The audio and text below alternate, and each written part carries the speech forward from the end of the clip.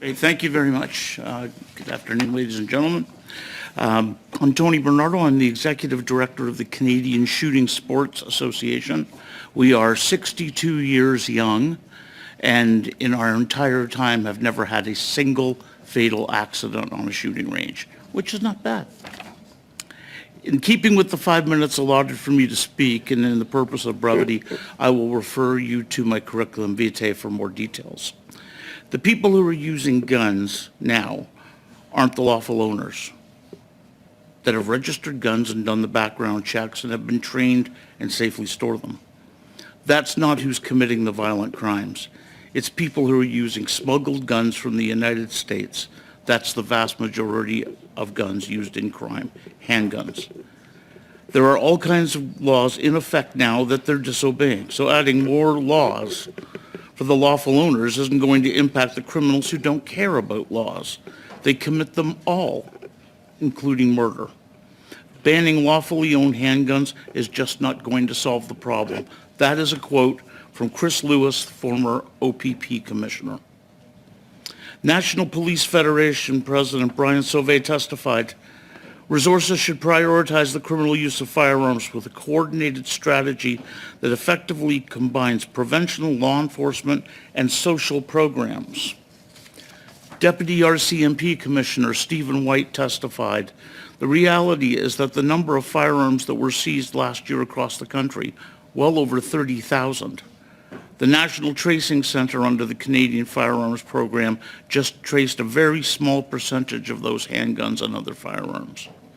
And speaking before this very committee, February 2022, Mark Weber, the national president of the Customs and Immigration Union, testified, perhaps the most glaring of all are the rail mode operations, where according to the union's own data, as of 2019, only 1/1,000,000th of all rail cargo was effectively being examined.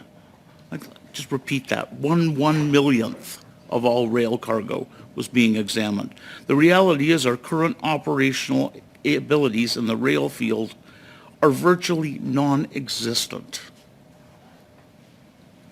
As of last month, media outlets have reported that 661 repeat offenders, all arrested for committing other serious crimes, were also charged with 1,514 counts of breaching firearms prohibition orders.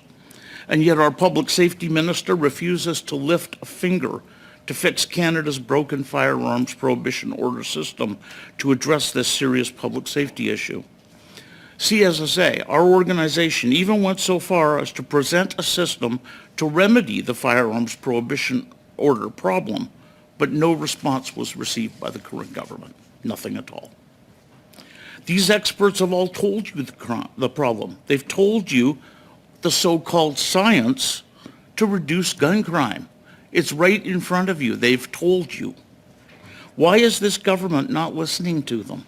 Why are you directing the efforts of this government of Canada against the law-abiding, as opposed to directing them against the criminal misuse of these objects?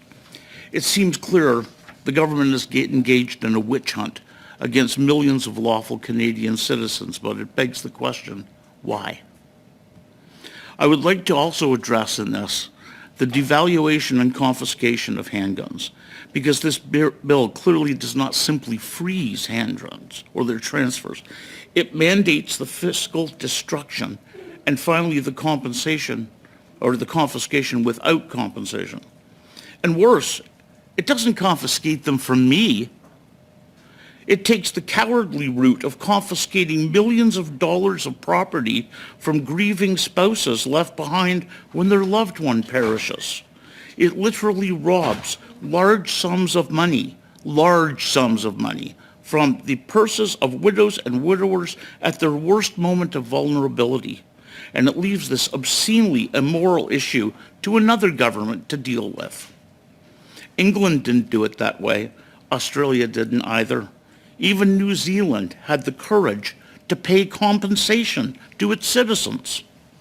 And yet this government chooses to ignore the experience of our Commonwealth partners and British common law.